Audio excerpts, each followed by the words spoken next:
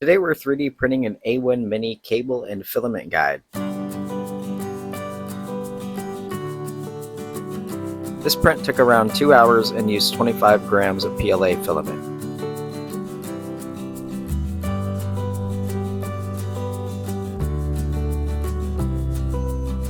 Thank you Coat Over on MakerWorld for this design.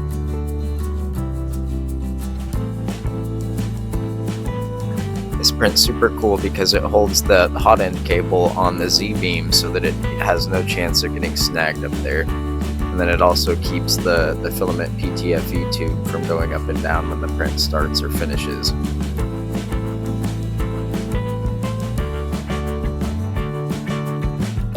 You can install it with the same screw that the existing cover is held on with.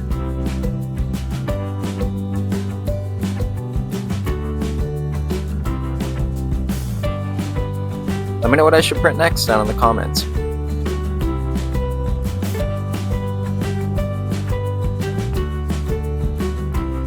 Thanks for watching. If you enjoyed this video, please give it a thumbs up. It really supports the channel. Don't forget to subscribe so you don't miss any upcoming projects or live streams.